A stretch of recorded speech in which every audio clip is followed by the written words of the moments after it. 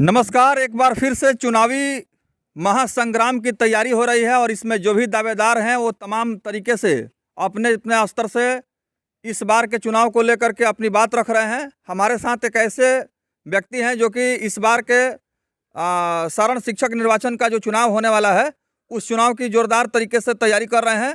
आज मीडिया के माध्यम से कई सवालों का जवाब देने जा रहे हैं। आप देख रहे हैं कि इनके जो समर्थक हैं, सहयोगी हैं, शुभचिंतक हैं, चुनावी अभियान पर रणनीति बना रहे हैं, चर्चा कर रहे हैं और किस तरह से इस बार जो है चुनाव को अपने पक्ष में बनाया जाए इसको लेकर के एक मजबूत जो है रणनीति बनाते हुए दिखाई दे रहे हैं। तो आइए इन्हीं से जानते हैं। सबसे पहले इनका परिचय लेंगे कि इस बार के चुनाव में क्यों ये उम्मीदवार हैं और क्या कुछ कहना चाहेंगे, बताइए। हम इसलिए उम्मीदवार हो रहे हैं, जयप्रकाश स्मारक विश्वविद्यालय के हम शिक्षक हैं जी। तो कुछ लोग साथी लोग हमारे कहे कि आप भी चुनाव लड़िए, तो मैंने मन बना लिया। मेरे पिताजी का भी सहयोग है कि चुनाव लड़ना चाहिए। ऐसे तो हम नहीं चाहते थे, लेकिन पिताजी का पूरा है कि चुनाव लड़िए, तो हम भी अब सोच रहे हैं कि चुनाव लड़े। शिक्षकों की समस्या रही है, मजबूत प्रतिनिधि दिखाई नहीं दे रहा है कि दूर करने के लिए आज तक आज रहित से लेकर के शिक्षक के बारे में कोई सवाल नहीं उठाता है। हम लोग आज 40 बरस से बीत रहित में हैं, आज तक कोई सरकार इस पर सुनवाई नहीं की। नीतीश जी ने अनुदान दिया, वो भी अनुदान 8 साल 10 साल से सब बाकी पड़ा हुआ है, उसका भी कोई सुनवाई नहीं है। शिक्षा मित्र करके लोगों को बहाली किया जा रहा है और अस्थाई जो है स्कूल बीत रहित उसको नहीं किया जा रहा है। मिडिल स्कूल को हाई स्कूल किया जा रहा है और हाई स्कूल को इंटर किया जा रहा है, लेकिन इंटर कॉलेज को बीत रहित जो है उसको कंसिडर नहीं किया जा रहा है। और शिक्षकों को बुरी हालत है बीत रहित सभी इंटर डिग्री और हाई स्कूलों का। लोग खाने भी नहीं मर रहे हैं, लोग ऐसे ही रिटायर हो गए, उनका बाल बच्चा भी नहीं पढ़ लिख लिया बढ़िया से, बुरी हालत में है। लेकिन सरकार का उस पर कोई ध्यान नहीं है। और जो भी जीता हो, या केदार पांडे जीते चाहे माचंदर सिंह जीते, किसी ने आज तक विधानसभा में विधान परिषद में इस बात को सवाल को अच्छे तरीके से नहीं रखा। न मुख्यमंत्री के पास रखा, चाहे लालू जी हों चाहे नीतीश जी हों, कोई इस पर ध्यान नहीं दे रहे। इस चलते हुए हम लोग सोच रहे हैं कि चुनाव लड़ें और अपना समस्या का समाधान के लिए हम लोग शिक्षकों को ध्यान में रखते हुए चुनाव लड़ेंगे और जीतेंगे तो जाकर विधान परिषद में इस चीज़ को हम लोग जोरदार ढंग से उठाने की कोशिश करेंगे। और वंशवाद के हम लोग खिलाफ हैं। ऐसा नहीं है कि कोई मर जाता है उसके फादर हैं तो उसी का लड़का लड़ेगा, और कोई अध्यक्ष है उसी का हस्बैंड लड़ेगा। हम लोग भी तो कोई आदमी है, राजनीति करते हैं। हेलो जी। तो इसलिए हम लोग सोच रहे हैं कोई जरूरी नहीं है कि जिसके खानदान में वही रहे। हम लोग का भी राजनीति आज से 40 वर्ष से हो रहा है। हम लोग भी कोई आज नए पुराने राजनीतिक नहीं है और पूरे बिहार के लोग भी हम लोगों को जानते हैं। ऐसे कुछ लोग कहते हैं कि आप लोग कोई पहचानता नहीं है, लेकिन हमको तो कम लोग पहचानते हैं, लेकिन मेरे पिताजी को तो पूरे बिहार जानता है। पिताजी का परिचय भी दे दीजिए। पिताजी मेरे धर्मनाथ रहे हैं, पूर्व जिला पार्षद रहे हैं, ऐसे लोकसभा कटिहार लड़े हैं, जीरादेवी विधानसभा भी लड़े हुए हैं, अभी मनिहारी से भी लड़े हुए हैं। उनको तो सारे लोग जानते हैं। तो देखिए, दिनेश कुमार ने शिक्षकों की समस्या को लेकर के जोरदार प्रहार किया है और यहाँ तक कि वर्तमान सरकार को भी निशाने पर लिया है। इनका कहना है कि अभी कोई भी ऐसा शिक्षक जनप्रतिनिधि ऐसा नहीं बन पाया जो शिक्षकों के वाजिब समस्या को उठा सके।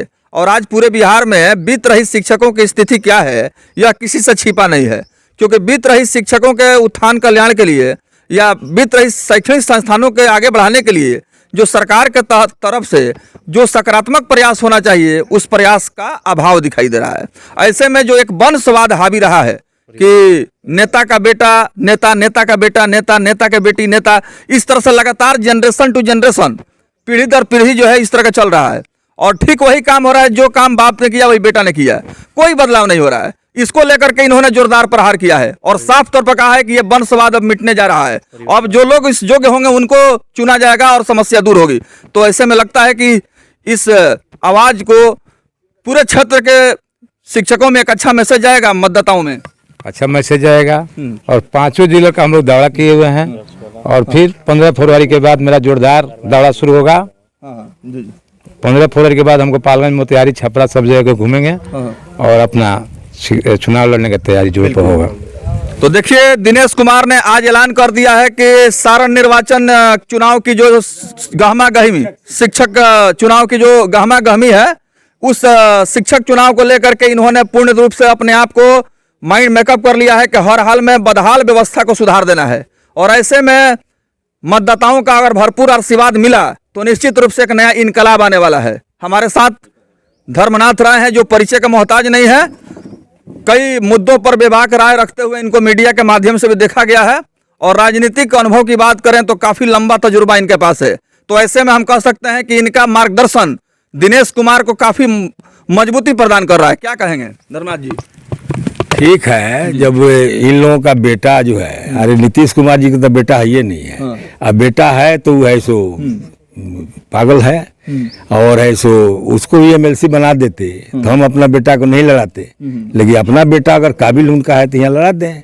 मैं चाहता हूँ जो यहाँ जो भी रहा, केदार पांडे हो चाहे जो भी हो, कितने लोगों से हमने कहा ये बीत रही हाई स्कूल या बीत रही कॉलेज को, जो शिक्षक हैं चाहे प्रोफेसर हैं, इन लोगों का हालत है सो बंधुआ मजदूर ऐसा है। और ऐसा नीतीश कुमार से मैंने पूछा जब आए थे दौड़ा में, एथी में संविधान यात्रा नहीं, मैंने पहले आए थे भिठी में, अच्छा, एक पत्रकार से मिलने आए थे। अभी तो समापन दौड़ा में चल रहे हैं, अभी है सो वो आए थे तो हमने पूछा जी सर ये वित्त रहित वाला कॉलेज और हाई स्कूल वाला लोग है सो क्या होगा, आप वित्त सहित आप कर दिए हैं? तो कहे मैंने कर दिया है, आप लोगों का कागज ठीक नहीं होगा तो वो बुझे जी कोई शिक्षक बोल रहा है। लेकिन हमने पूरा शिक्षकों का देखा, हाई स्कूल और कॉलेज का शिक्षकों का बहुत बुरा हालत है। अभी हमारा दिमाग पर ऐसा चोट पहुंचता, नीतीश कुमार के जाति का ही एक उसकी इनके हमारे लड़के जहाँ टीचर हैं वहाँ का है सो एक लड़का है सत्येंद्र सिंह, जो जात का अवधिया है, अपने बाप महतारी का इकलौता लड़का था, और ऐसे रोने लगा जब उसका फादर है सो IJMS में थे भर्ती। तो अब इन्होंने भेजा तो हम जा करके जो था लोग अपना हेल्प जो करना था जो करते थे किया। हमरा दुख हुआ जो आज है सो अगर 8-10 बरस का जो अनुदान बाकी है अगर मिला रहता तो इस लड़का का बाप बच जाते। जब मर गया तो हमरा आंसू आ गया। तो हमने कहा जी ये है सो ये सरकार दम निकम्बी है, ये है सो चौपट कर दिया है शिक्षा विभाग को। और जो VC अभी हैं यहाँ का JP यूनिवर्सिटी का, तो इनके चलते सारा लड़का यहाँ का तो या तो UP चाहे बिहार चाहे वो यहाँ जो है पाटलिपुत्रा यहाँ से भरता है फॉर्म। ग्रेजुएशन 3 बरस में करता है बिहार यूनिवर्सिटी से, यहाँ 5-6 बरस रह जाता है, किसी कंपटीशन में भी नहीं लड़का बैठ सकता है।